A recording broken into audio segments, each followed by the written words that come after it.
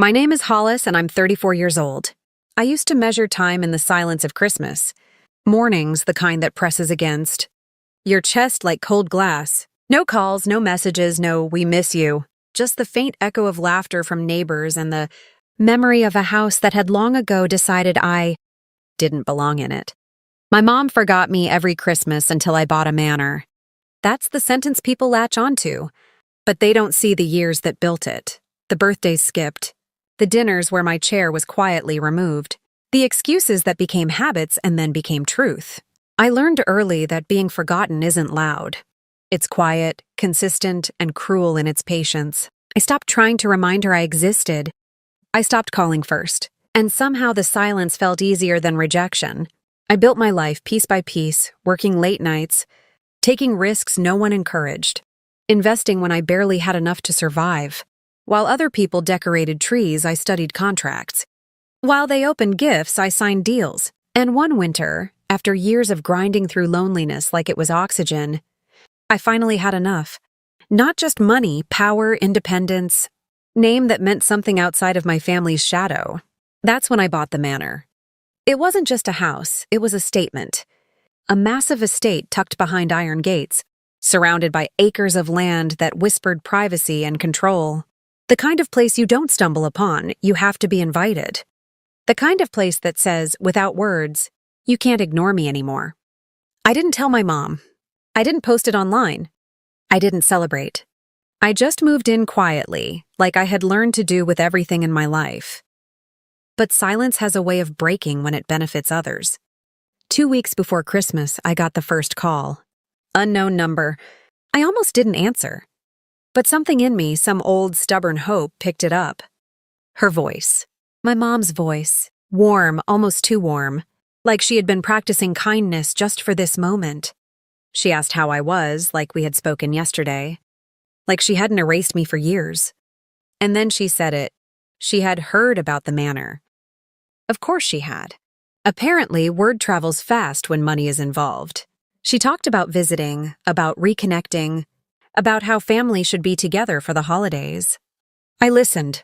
I didn't interrupt. I didn't remind her of anything. I just let her speak, let her build this version of us that never existed.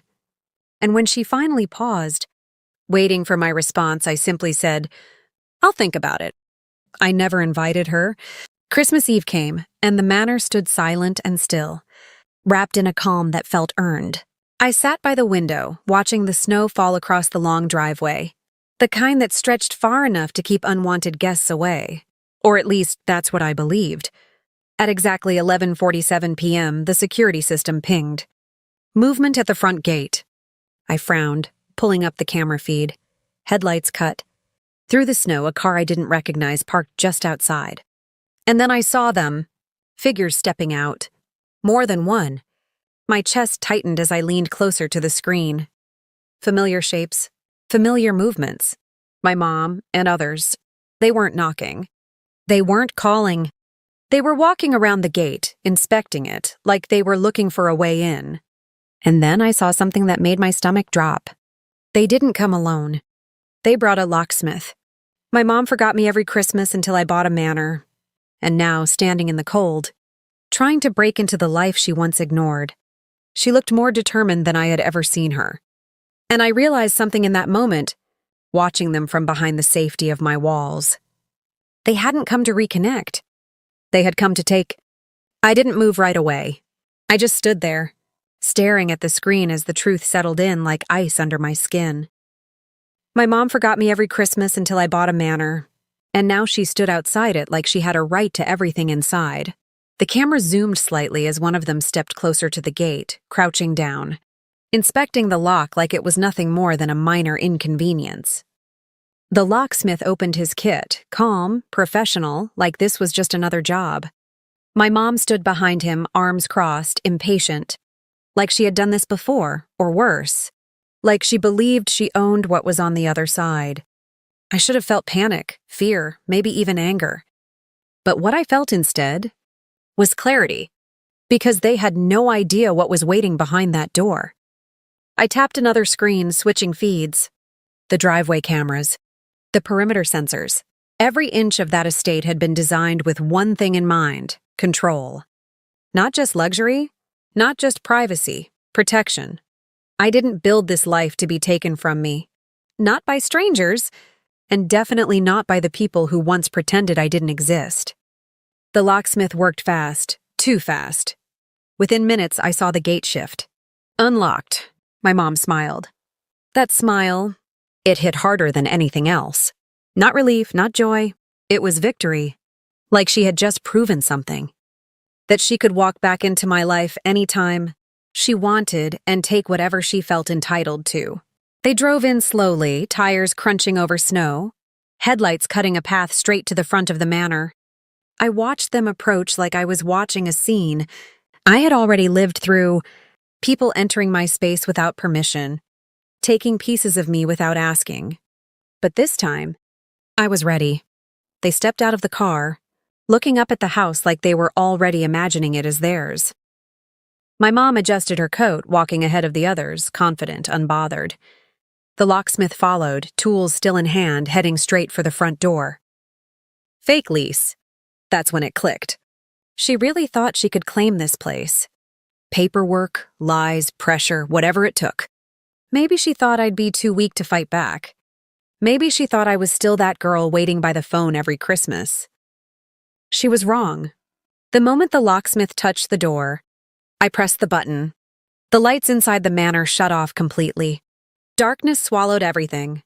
Outside, I saw them hesitate, confused. My mom turned, looking around, her confidence flickering for the first time. Then, flashlights. Bright beams cut through the dark, not from them, but from behind them. Security. Multiple figures moved in fast, surrounding the driveway. Voices sharp, controlled, trained. My mom froze. The locksmith dropped his tools. Someone shouted instructions. Hands were raised. Confusion turned into panic in seconds. And then, handcuffs clicked shut. Exactly as I had planned. I stepped into the hallway, calm, steady, and watched it all unfold on the screen one last time before opening the door. Cold air rushed in as I stepped outside, heels pressing into the snow, every step deliberate. My mom turned when she heard me. Her eyes widened. For a second, she didn't speak. Didn't move, and then the panic hit her fully. Hollis, wait, this is a misunderstanding. I stopped a few feet away, looking at her like she was someone I used to know. My mom forgot me every Christmas until I bought a manor, I said quietly, my voice steady, cutting through the chaos. Then she showed up with a locksmith and a fake lease to take it. Her face collapsed, desperation replacing arrogance. I was going to explain. No, I interrupted. You were going to take. The officers began leading them away, her voice rising, calling my name like it suddenly mattered, like fear had finally reminded her I existed. Flashlights hit their faces. Their panic was almost funny. They screamed my name in fear. And for the first time in my life, I didn't feel forgotten. I felt finished. I turned back toward the manor, the door closing behind me with a quiet finality that echoed deeper than anything she had ever said to me.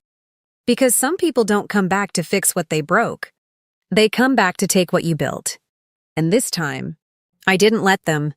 If this story pulled you in and you want more powerful, unforgettable stories like this, make sure to subscribe to the channel, because the next one might hit even harder.